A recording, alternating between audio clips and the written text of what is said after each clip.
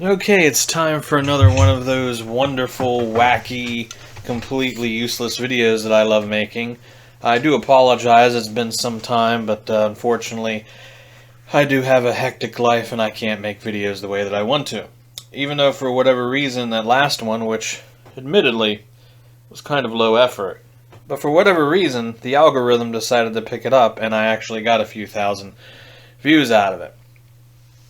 That being said, I actually sat around here and I thought, what would be a good follow-up? What would be the new thing that I could do? Another top 10 video, something that I haven't done before.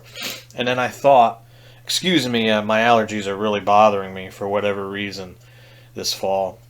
And I thought, what would be a good top 10 list to do? Something that I would be very passionate about and that people would learn something from. Because remember, every video on YouTube should be teaching you something or give you access to information or provide you with information that you would not have gained otherwise. So I thought, what about console ports? Now I know I'm a PC gamer and people would probably say, man, who cares about a console port, man? No one's playing that stuff. But what about the opposite way around? Here's the idea.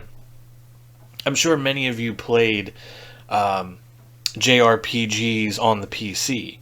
For instance, Final Fantasy VII, the Final Fantasy Pixel Remasters, Chrono Trigger, Dragon Quest, even modern JRPGs like Project Octopath and the upcoming Harvestella. They're all on the PC, right? You see plenty of that. You see plenty of JRPGs put on the PC. But what about PC RPGs? Actual CRPGs that are ported to the consoles.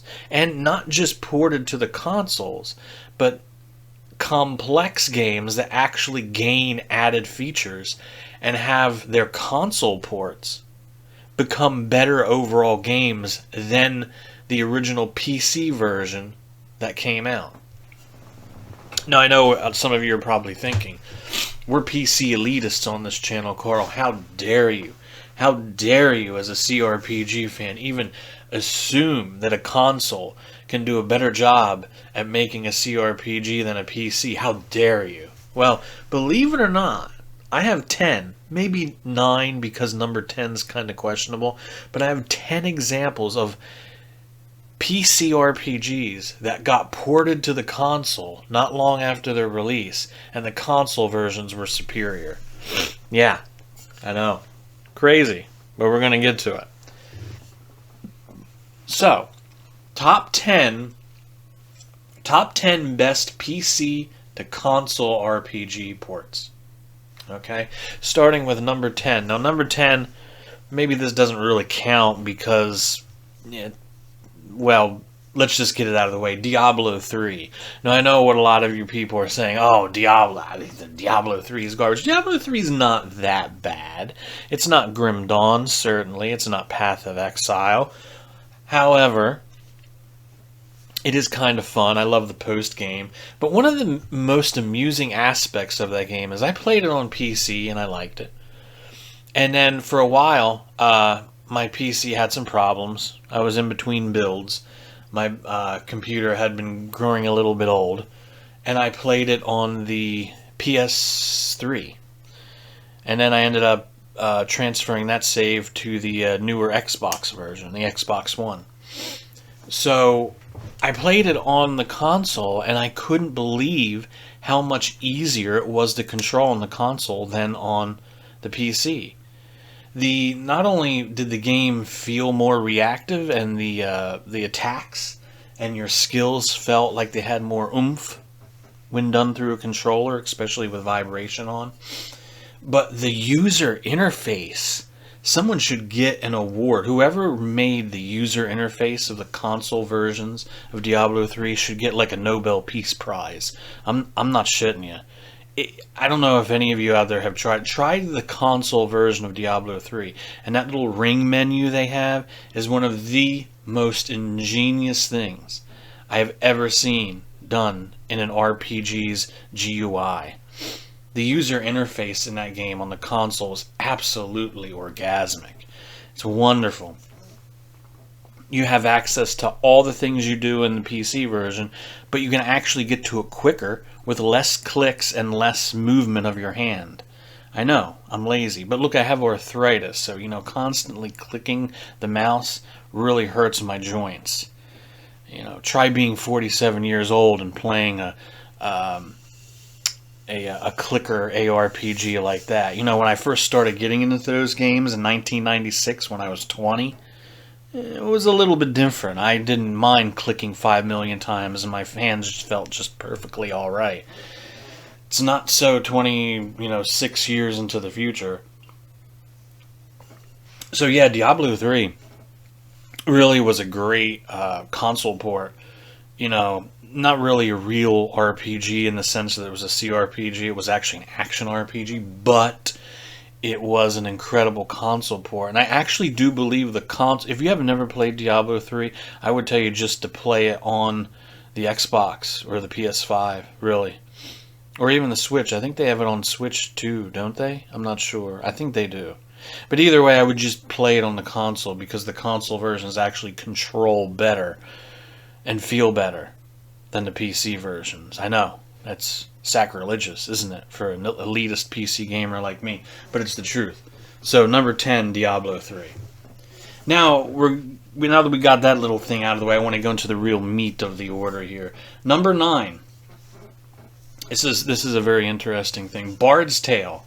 The original Bard's Tale for the NES. Now, you might be wondering, like, oh, Bard's Tale, Bard's Tale did get remade in Exile, and Brian Fargo did remake it on Steam not too long ago, and I did buy the remake, and the remake is quite nice.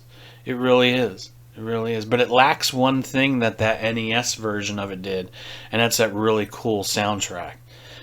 Now, I know it's not the greatest 8-bit NES soundtrack, but when you're traveling around in Bard's Tale, which, in Bard's Tale, the original one, at least the first 3, you're going to be doing a lot of walking around in what I don't even know if you can call it the overworld, but non-dungeon areas.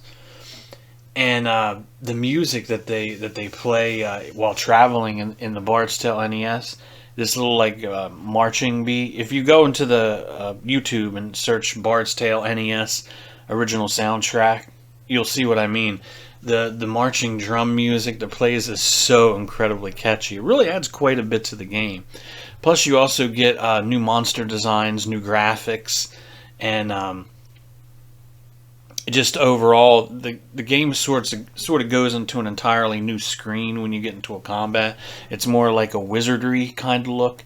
If you look on YouTube and you search for it, you'll see what I mean. You can watch some gameplay.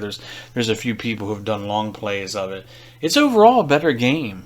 I mean, it really is. I mean, at least you don't have to run it through DOS. Plus, you get the nicer soundtrack. You get better enemy designs.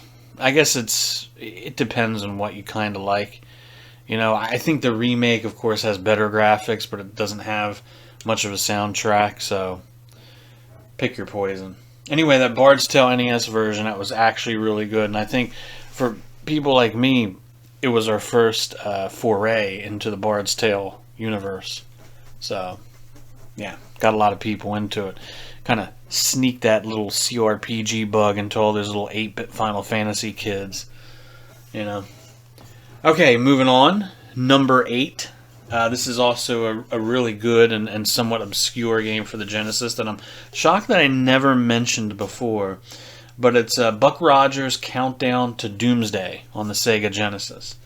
Buck Rogers' Countdown to Doomsday is a good game, period. Even if you're playing the IBM PC version. But like you'll notice with a lot of these console ports of these games, you're going to have two things in the console port that you don't get in the original, and that's really good music and a much better, cleaner looking graphical style, right? Now, Buck Rogers' Countdown to Doomsday used the same engine as the Pool of Radiance games, right? that gold box game. So you had, your Champions of Krynn, Pool of Radiance, Azure Bond, Curse of the Azure Bonds, Secret of the Silver Blades. It was that same engine, and all those games looked exactly alike, which was fine because it was the 80s, early 90s, and we didn't give a shit. But the bad thing about this was that there was no uniqueness to it, And those games, depending on what platform you played them on, didn't have any music, right? Picture me, late 1980s, I would say probably like 88, 89, probably 89, playing Pool of Radiance in the spare bedroom on my Commodore 64, sweating in front of a box fan when it's 102 degrees in the middle of the night, and there's absolutely nothing but crickets. You just can hear the crickets outside. That's it. And me playing with the controller, going through Pool of Radiance, because that's all there was. There was no music, and the graphics were pretty bad, and all you heard was maybe the movement of your characters on the map. What was great about Buck Rogers' Countdown to Doomsday on the Genesis, right, was the same thing that made D&D Warriors of the Eternal Sun good. Even though there was no PC version of that game, that was a game specifically made for the Genesis. But what made it great was that soundtrack. Go back, look at the soundtrack, and the graphics were different than what you got on the IBM PC version. It made it a much more friendlier game. The menus could be navigated with a controller. That alone. Now, you could navigate the Commodore 64 gold box games with a controller, but at least with a console, it was like the default control scheme, so everything was bound around that controller. So it made everything easier to control. The graphics were great, and the sound was great. So it was a game that I would actually tell someone, play Buck Rogers on the Genesis. Don't play the PC version. So yeah. Okay, next one, number 7. We're on 7, right? Number 7, Might and Magic 1 for the NES. Now this is where it really gets interesting, right? Might and Magic 1 and 2. Now I'm going to say something that might be a little controversial here. I actually started with Might and Magic 3, but Might and Magic 1 and 2 really don't hold up too well. They really don't. I'm sorry. You can go back and buy them on GOG, goodoldgames.com, and play them, but they do not hold up very well. They look bad. They play bad. The controls are very unintuitive. You're going to have to use a lot of keyboard shortcuts. And, of course, don't expect there to be any amazing soundtrack that's going to captivate your ears, right? Instead, you can play the 8-bit Nintendo version of Might and Magic 1, which has a great soundtrack. In my opinion, one of the best 8-bit soundtracks that wasn't made by Capcom. Okay, Capcom dominated the 8-bit Nintendo when it came to soundtracks. We're well aware of that. Okay, but Might and Magic 1 had a really good one. I think it was made by FCI, since they made so many of these ports. But Might and Magic 1 also had something else going for it. It changed the entire graphical style of the game. Like the entire theme. Because the music was kind of sci-fi, right? And not to spoil Might and Magic, but if you beat the Might and Magic games, you know that they're secretly science fiction games. They start in a medieval world with medieval weapons and spells and wizards and knights. But you learn, of course, that it's actually a sci-fi game, and I don't want to spoil anything, but you get it if you went through the game. So, what I love about Might and Magic 1 for the NES is it gets this from the get-go. So everything looks alien. You know, like when you go into a shop, or even the little boxes that wrap the dungeon and the user interface. Everything looks very, kind of H.R. Geigerish, kind of like Aliens sort of thing. It has a really weird vibe going for it. Watch a playthrough of it sometime. Go on YouTube and watch a playthrough of Might and Magic 1 on the NES, because not only will you notice that really good soundtrack it has, but you'll notice that really weird graphical styling that makes the game look sci-fi. It's like the developers, when they were porting it to the NES, thought, you know, it's a really sci-fi game, so let's just go all the way and make it look sci-fi from the beginning. So for that reason, I really like the NES version of Might and Magic 1, and if you've never played it, I really think everybody out there, if you have some spare time, give it a run through, because it's really a gem. It's one of the best RPGs on the 8-bit Nintendo, and it's awfully overlooked, really, and that's sad, because it shouldn't be. Okay, so what are we on? 6, 10, 9, 8, yeah. Okay, coming in at number 6 would be Eye of the Beholder for the Super Nintendo. Now, I know what you're thinking. Eye of the Beholder, Super Nintendo, what? Yeah, now, I'm not sure if you can use the Super Nintendo mouse with it. I don't think you can, because I never owned it. However, you don't need it. I think you get it with Mario Paint, I believe. But Eye of the Beholder 1 on the Super Nintendo, I'm going to let you in a little bit of a secret. Before I played the PC version, the first time I played it was on the Super NES. And I still think the Super Nintendo version is better. I think the sound is a lot better, because the Super Nintendo has that really gorgeous sound chip that was custom made by Nintendo. It wasn't made with off-the-shelf parts like Yamaha made the Genesis one. And Eye of the Beholder also controlled really well on the controller.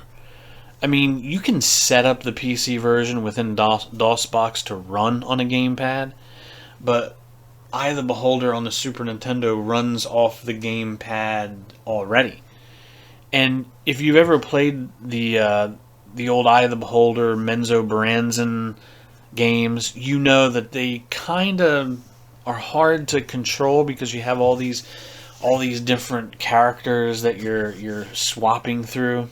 Like, even when I play Ravenloft, Strahd's Possession, I'll often go into the DOSBox configuration menu, and I'll change it so that I move via a WADS configuration, because by default it uses the arrow keys. So what I love about Eye of the Beholder is the designers, even though this is like early 90s, the developers actually got the whole idea of navigating a dungeon with the gamepad. You see, there's plenty of dungeon crawlers now that are on the 3DS, on the PSP, the Vita. You know, there's all these portable dungeon crawlers like Demon Gaze or Class of Heroes or Stranger in Sword City. All those, and they all use the gamepad, and it's all hunky-dory. It works, it's fine. But the idea of it back then was, you know, something unheard of, to take a complex CRPG like that and be able to do it through a gamepad, like some sort of emulated mouse control. But Eye of the Beholder did it, and I think it really held up. It also has, in my opinion, out of all the sounds, now someone would probably run the original DOS version through like Roland sound source or some shit and have it sounding like $1 million. But for me, when I was a kid, I thought the music on the Super Nintendo version of Eye of the Beholder was way better than what I was getting on IBM PC. So I'll just throw that out there. It's just opinion, you know. I'm sure someone's going to disagree, but that's just me. I think the console version was actually better. Okay, so just an opinion. Don't shoot the messenger. Downvote me if you want. It's cool, man. Number 5. Now we're going into the top 5 here. These are the ones that are really, really good on the console. Like, completely different. Alright, starting with number 5. Now, number 5 is Pool of Radiance for the NES. Now, a lot of you who watched my older videos know that Pool of Radiance happens to be one of my all-time favorite role-playing games. Okay. Now, what if I told you that the NES version of Pool of Radiance is better than even the IBM or Commodore 64 versions of Pool of Radiance? It is. It is. And I'm going to tell you why. Because it's a completely different game. The soundtrack is different. I'm not saying it's good. that it's, memorable, but it's interesting. Go and watch it on YouTube and you'll see what I mean. I'm not saying it's bad, it's just interesting. But what I love about Pool of Radiance on the 8-bit Nintendo is that they completely redid the visual style. I mean, completely redid it. Like, wiped the slate completely clean. Now, I'm not saying that the original graphics and visual style was bad on the Commodore 64 or the Amiga or the IBM PC, because it actually looks good. I mean, I like the old Gold Box games, right? I'm not dissing them. I grew up on them. They're played an important part of my childhood, sadly. But the Pool of Radiance on the NES is so incredibly different. It's like playing a completely different game. Even the little chibi-like Final Fantasy kind of characters on the combat screen, even they're completely different. The game is, unless you saw the box art and you specifically looked at that intro title and saw that it said Pool of Radiance, you would never know you were playing Pool of Radiance. You would think you were playing something completely different. The NPCs are completely different. The pixel art for the towns is completely different. The monster designs are completely different.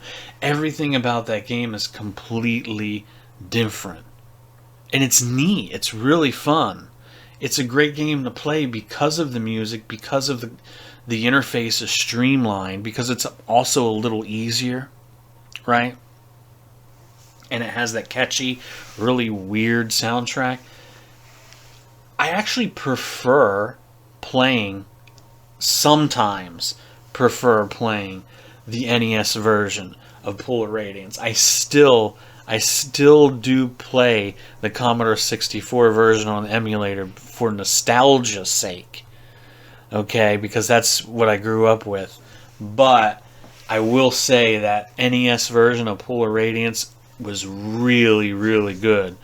And if you have some time and you don't mind going and downloading a ROM for it, go ahead and get Nestopia, my favorite NES emulator, and give it a shot. Because really, the Pool of Radiance on NES, it just feels so different. You'll see what I mean. I mean, I'm putting screenshots up here once I edit the video, and you'll see.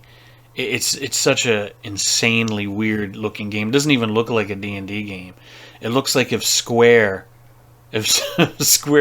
Soft or Square Enix was tasked with making a D&D game, that's exactly what you would end up with. It's something very Japanified, But yeah, go ahead and give it a shot. It's really good. Highly recommend it. Okay, coming in at number 4, another personal favorite of mine, Dungeon Master 2 Skullkeep for the Sega Genesis CD. Now, Skullkeep, great game, was sort of like the last hurrah of the Dungeon Master series. It's actually a very complex game, too. Far more than any dungeon crawler of its time, or even now, really. Especially that thing you had at the end where you had to create drones, and you had to guard all the different areas that kept the portal to the last boss's sky world open, so you could go in there and invade it. But the Genesis CD actually got all that down. All the music, all the graphics, all the anime. It's the thing about these games here, you'll notice that all these games that I'm talking about are different than their ports, right? The Dungeon Master 2 Skullkeep Genesis version is actually identical to the PC version.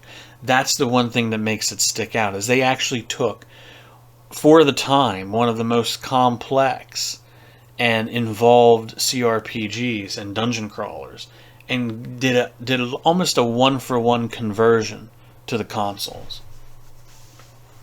I regret selling this game years ago. I still have the ROM, of course, but Dungeon Master 2, man, it just...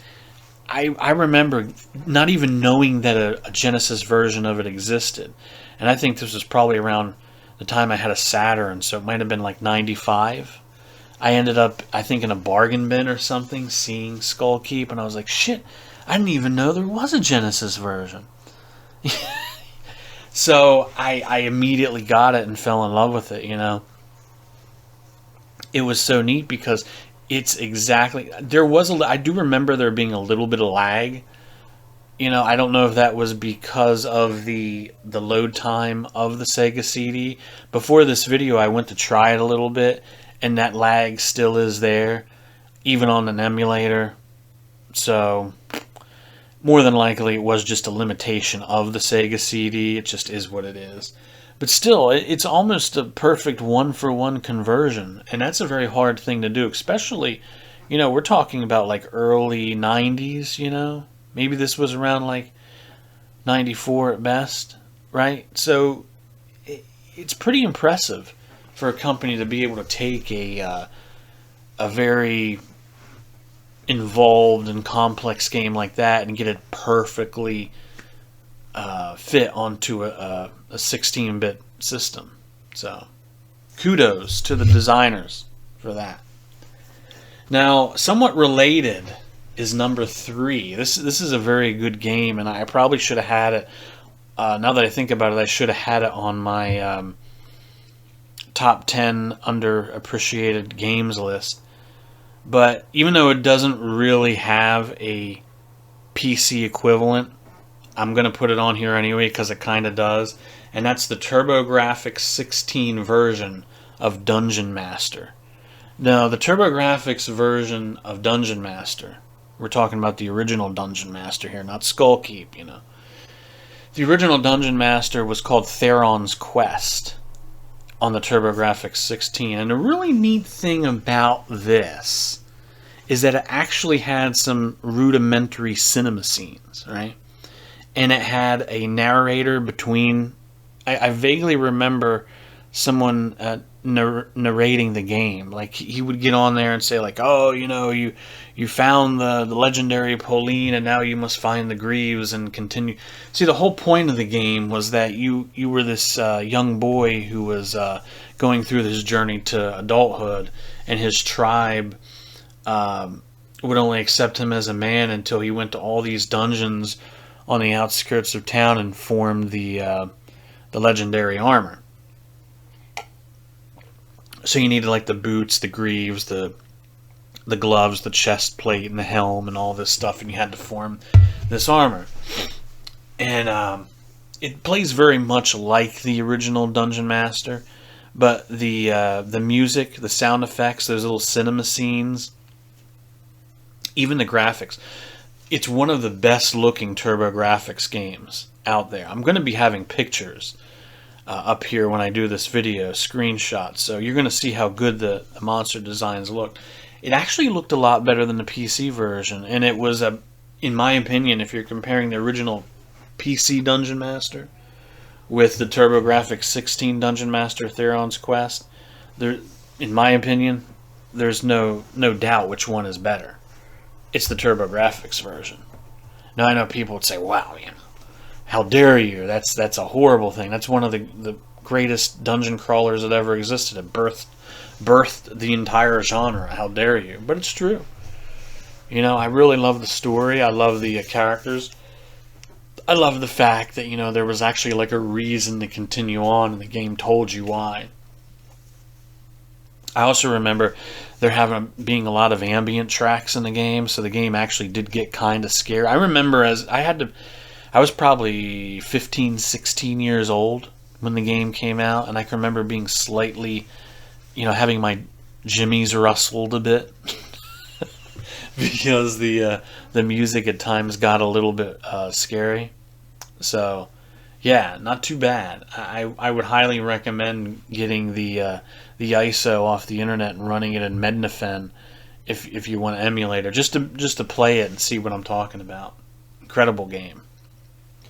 Okay, so that was number 3. Now we're getting to the really, really good ports.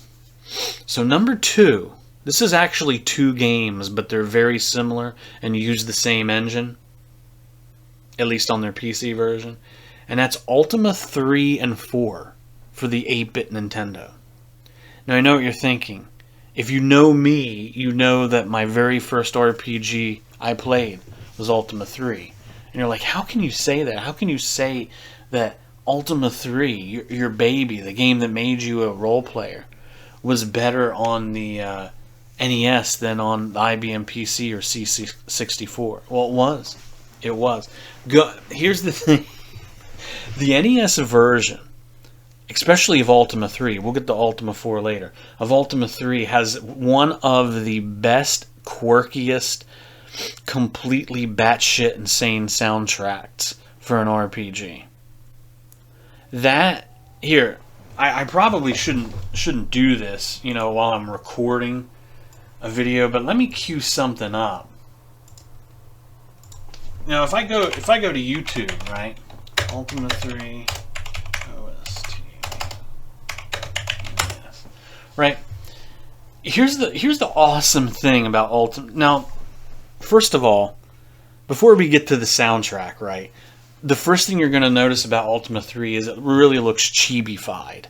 It looks like the character graphics, the town graphics, the water, the land, the monster, the ships, everything looks very whitewashed with sort of like a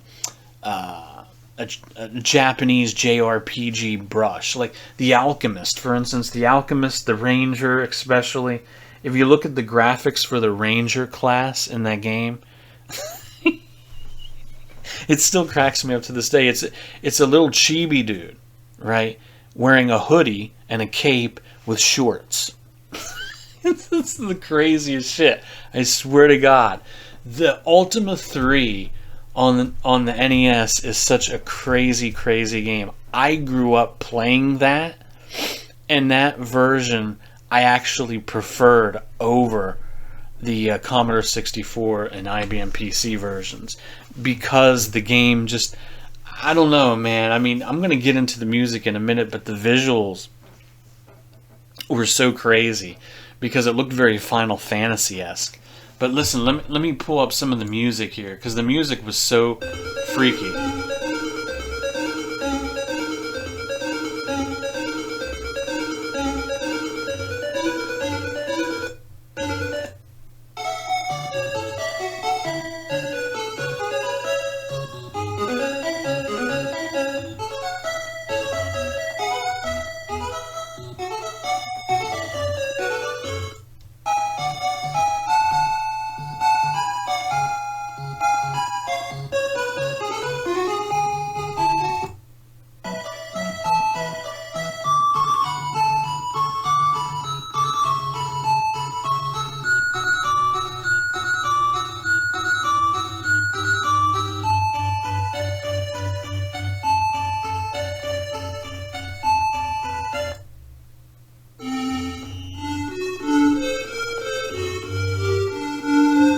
You see what I'm getting at, right? The music, it's one of my favorite soundtracks of all time. Not just because it's so different. Because I think when you're looking at when you port something from the PC to the console, right, you have to understand there are going to be limitations, right? Especially back then, you didn't have the same size. You had like issues with how much size you had to work with, But you sort of make up for it in other ways. And I think what a lot of these companies did when they ported these complex PC RPGs over to 8 and 16-bit systems is they figured, look, we can cover the inadequacies here. We can make up for any shortcomings by just completely bonerfying the music and the graphics, and just making a completely different game that would appeal to the sensibilities of younger console gamers. Since, probably 15, 16, 17-year-old young men were playing Ultima 3 on their Commodore 64, it was, 9, 10-year-old kids playing Ultima 3 on their 8-bit Nintendo. You get it? And I think the music was one way that they did that, is they figured, well, let's just, go balls to the wall and make the craziest soundtracks we possibly can. Now, the same was it was pretty much the same with Ultima 4. Ultima 4, it wasn't so much the music, but they had that really chibi Final Fantasy style of the characters, right? All the sprites looked very chibi, looked very Japanese, with the little, big heads, kind of like weird blocky bodies. But it was kind of cute, and I mean, I liked it. I thought, I actually went through, the very first time I beat Ultima 4 was on the 8-bit Nintendo. Was on the 8-bit version, and that's the version that I kind of, if you were to ask me, if you were to ask me to think about Ultima 4, that version, the NES one, is the one that's going to pop into my brain. And all the memories I had of it are what's going to appear in my head. So, yeah, the NES versions of Ultima 3 and 4, really good. They're extremely different than what the original PC versions were. And I highly recommend, if you've never gone through them before, give them a shot. Because, Ultima 4 is not really a long game. So, Ultima 3 can be. It depends on how thorough you want to be. So, yeah, go ahead and give them a shot. Alright, now here we go. The number one best PC to console RPG port. I bet you'll never guess this in a million years. This is a game that I actually wanted to do a walkthrough of and a playthrough of on my channel. And if you'd like to see it, go ahead and post down in the comments and tell me you want to see it. Maybe one day I might actually do it. But the very first Might and Magic game I ever played was Might and Magic 3. And the number one best PC to console RPG port of all time is Might and Magic 3 Isles of Terra for the TurboGrafx 16 Super CD system. I know. A lot of people don't even think this game exists. They don't even know. I actually physically own a copy. I physically own a pristine copy with the instruction manual, which is probably worth several $100s by itself. But it's not really the price of the game that's such a wonderful thing. It's that the game itself is really good. Now, Might and Magic 3 was the first Might and Magic I played. Now, if you play the PC version on DOSBox, it's an incredible game. The graphics are much better than the first two games, It actually has some decent tunes, and I mean, it's one of the, for me, Might and Magic 3 was one of the first PC RPGs that really, how do I put this? It was to CRPGs what Final Fantasy VII was to JRPGs. Like, it was that first, Wizardry always looked old until Wizardry 6. Like, the first 5 Wizardry games always looked old as shit. Not to say I didn't like them, but they just were old-looking games that never changed, never deviated. The text was different. That was it. That's all. It was the same friggin' game you were playing every single time. Except, this time you're the bad guy and you have to escape the dungeon. Other than that, pretty much the same friggin' game through all 5 of them. However, Might and Magic 3 started something different. It had a really lush, beautiful overworld. It had, its dungeons actually looked different from one another. Imagine that, Mostly every dungeon was cut and paste in those old games. Now, the TurboGrafx version of Might and Magic 3, on the surface, doesn't look any different. It's a good-looking game. Might and Magic 3 was a good-looking game. 3, 4, and 5 were all great games. They were all built on the same engine and all look mostly the same. The thing about the TurboGrafx version is, not only did it, I hate to use this term because it's like kind of a meme, not only did it tighten the graphics up a bit, right? But it added completely new sound effects and music. Now, I think there's a little bit of a division in the community over whether the goofy sound effects or the goofy music adds to it or takes away. I think there's a lot more people that don't like the music. But me personally, I really loved the music in the Turbo. It actually has my favorite TurboGrafx. Okay. maybe East 4 probably had my favorite soundtrack, but any of the East games, I don't even think the East games count when it comes to TurboGrafx soundtracks. But outside of the Falcom games, Might and Magic 3 for the TurboGrafx had the best soundtrack on the TurboGrafx. And I'm gonna cue it up here, because me talking about the soundtracks for these games, these console ports, it means nothing unless I actually put them up here, right? So let me cue it up. Let's see. There we go.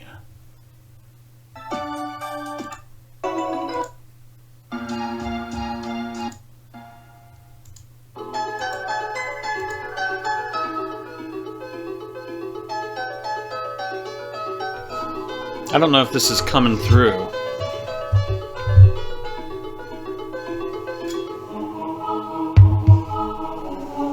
I mean, listen to that. That chanting in the background.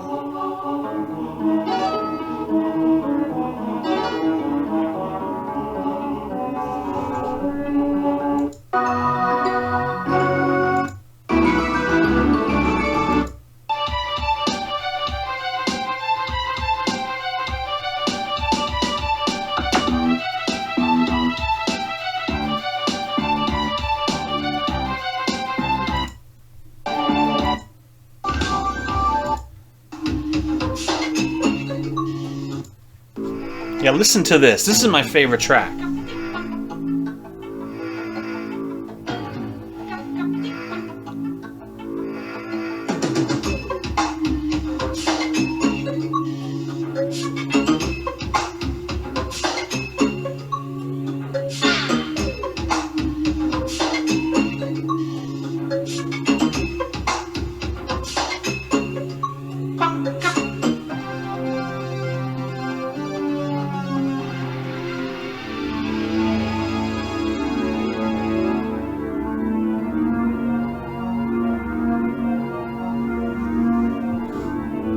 Now I want you to imagine, now you listen to that music, right? And it has that sci-fi, I know it's a little goofy, I know, especially the burr, burr. Yeah, I get it. But what I love about the soundtrack for the TurboGrafx version of Might and Magic 3 is that it has that sci-fi edge to it.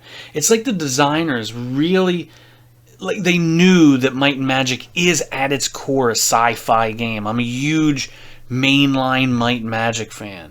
If you know me, if you're one of the few subs that know me personally on this channel and watch these videos because I'm a useless nerd that rambles on like this and you're amused by it, you know that Might and Magic means a lot to me, and I'm very passionate about the actual core of the series. And I love the fact that the developers who made these ports got the idea that Might and Magic is a sci-fi game. And the music in it, especially when you get to the very end levels of Might and Magic 3, when you're inside of Varn, when you're inside of the ship itself, it becomes, and you're fighting all the robots and using the blasts on them.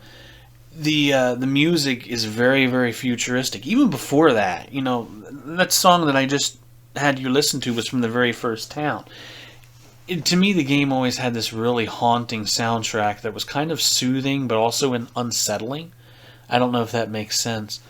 But because of that, I think that the Might and Magic 3, the version on the TurboGrafx, is light years better than what you would play on DOS. Now, don't get me wrong, I've beaten both.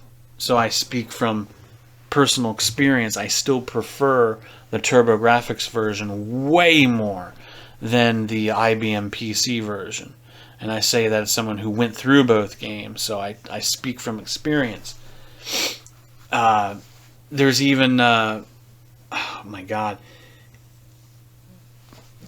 there's this, when you make characters, right, in the Might and Magic 3 for the TurboGrafx, when you make characters in that version, even the character creation screen's totally different. It has this neat little song that cycles back and forth that kind of sounds like dice rolling in a way. So I would be sitting here as a kid, like, re-rolling dice like 500 times just trying to get the best roll for my characters, and hearing this song that kind of reminds me of rolling dice. So Yeah, number one port of all time would be Might and Magic 3 for the TurboGrafx. TurboGrafx by itself had a lot of really good RPGs, but unfortunately, because it was such a hard system to find and find games for, never really got the attention that it really deserved. So, yeah, that's my top 10. I hope you enjoyed it. My top 10 best PC to console RPG ports. That would be number 10 was Diablo 3. Number 9 was Bard's Tale for the NES. Number 8 was Buck Rogers for the Genesis. Number 7 was Might and Magic 1 for the NES. Number 6 was Eye of the Beholder 1 for the NES. Number 5 was Pool of Radiance for the NES. Number 4 was Dungeon Master Skullkeep for the Genesis Sega CD. Number 3 was Dungeon Master for the TurboGrafx 16, also known as Theron's Quest. Number 2 was Ultima 3 and 4 for the NES. And number 1 was Might and Magic 3 for the TurboGrafx 16. I probably got some of those numbers wrong because it is like 5 in the morning and I just worked and came home and I have allergies and I'm not really thinking too well because the allergy medicine kind of messing with my head a little bit, making me sleepy. So there you go. There's the top 10. All these ports or games I highly recommend that you RPGers out there that are looking for something different, something crazy, something, keep you occupied for the holidays. There you go. You got 10 games that I guarantee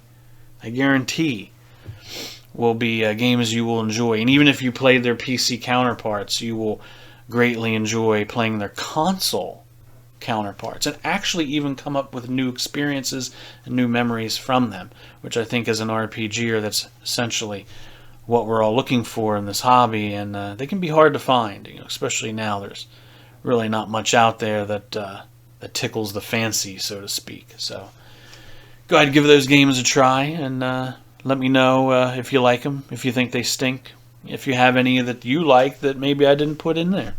And as always, my friends, may you discover some good games, and happy gaming.